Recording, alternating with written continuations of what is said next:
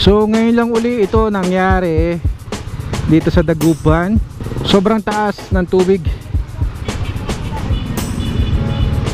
Actually dun sa amin umapaw na rin. Ilang years bago nangyari, no? Bago uli nangyari yon. Isa ito sa mataas na tubig. Itong part na to. Dito talaga malalim ang tubig. Oh. Bina-vacuum nga, oh. Galing, oh.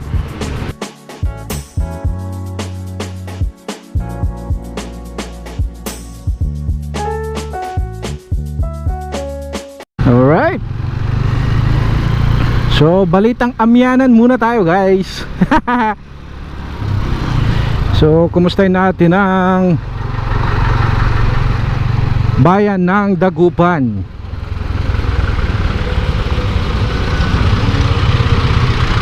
So ngayong araw ay Wednesday at kung makikita nyo medyo baha-baha dito. Dito lang po yan sa Arellano Street. Yan, so mataas ang tubig gawa ng high tide. Yan guys, so pinasok na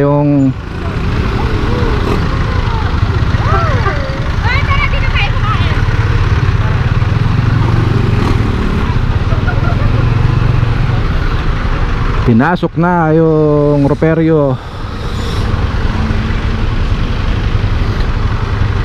So tignan natin kung tayo makakadaan sa bayan gawa ng ganitong taas ng tubig.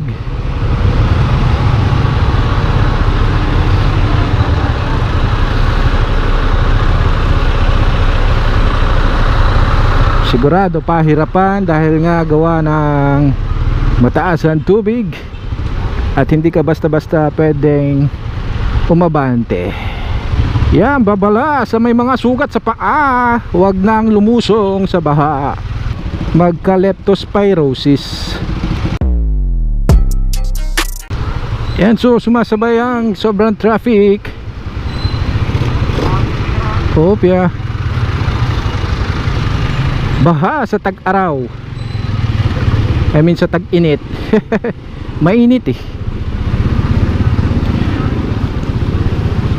So ngayon lang uli ito nangyari dito sa Dagupan na sobrang taas ng tubig.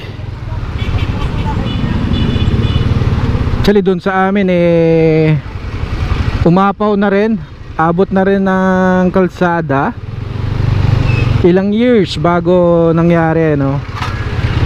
Bago uli nangyari yon. So mga estudyante kawawa ngayon,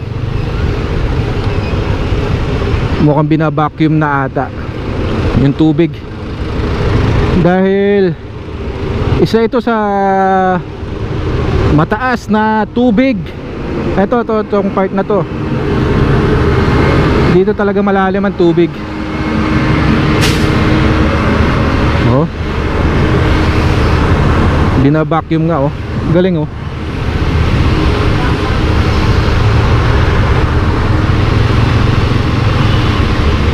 Hindi ka pwedeng punta sa gilid dahil mataas ang tubig at baka malunod ang tambutso.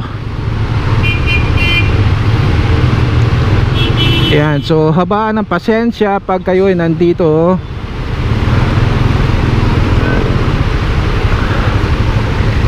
Yan, baha na rin sa kabila. Naku po.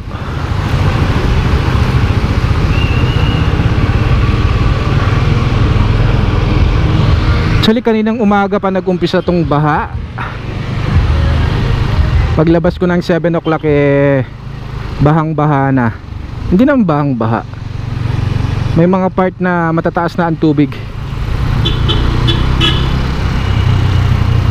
So syempre kawawa yung mga naninirahan sa paligid.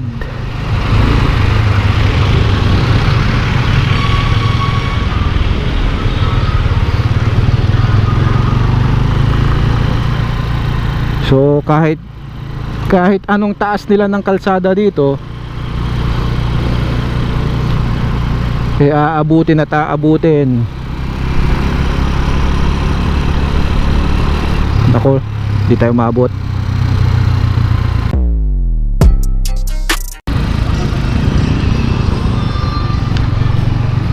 Alright, so mukhang okay naman dito sa may papunta ng palengke.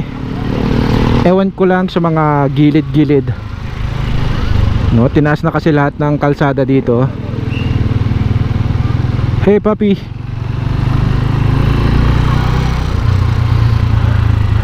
Kaya may mga tubig pa rin. Gilid ng mall.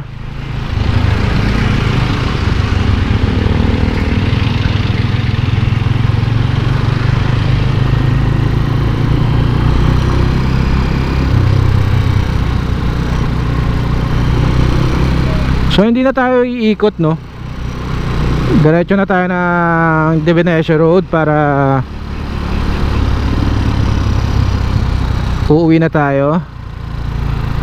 So inalam lang natin ang lagay dito sa Dagupan City.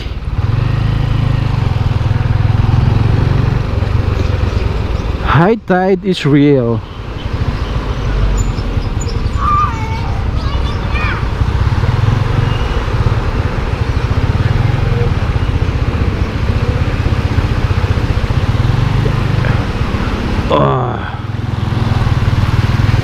Huhuy, basa yung paa ko.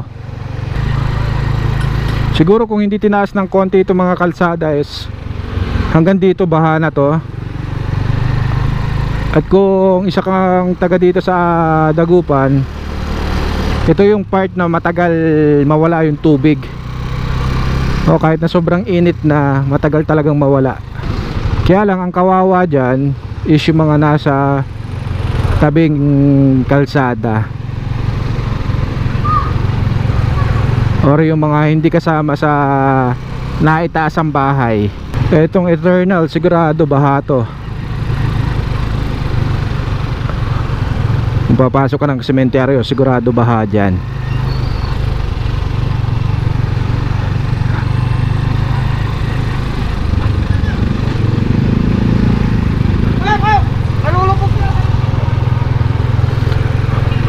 Op, lulubog daw. Oo nga. Yan ang LTO at ang NBI office. So mababa pa rin yung ibang part ng kalsada nila.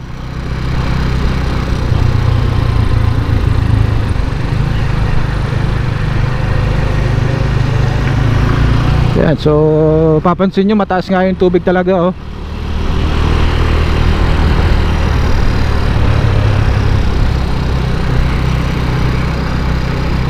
Yan, ingat-ingat sa lahat ng mga susulong at pupunta sa bayan. Kung ikaw ay may sugat, huwag ka na pong sumuong. At baka ikaw ay magka leptospirosis.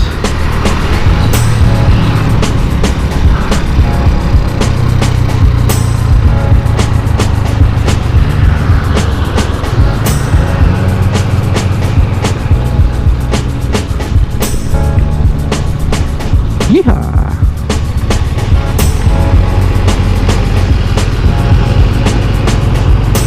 Alright, so hanggang sa muli, Sad Moto here.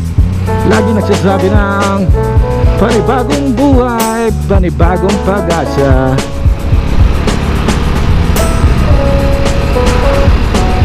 Walang kinikilingan, wala pinoprotektahan. Serbisyong totoo lamang.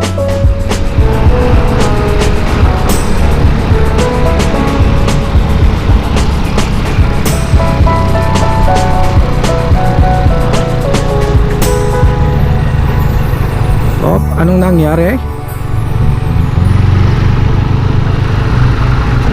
May nagtutulak.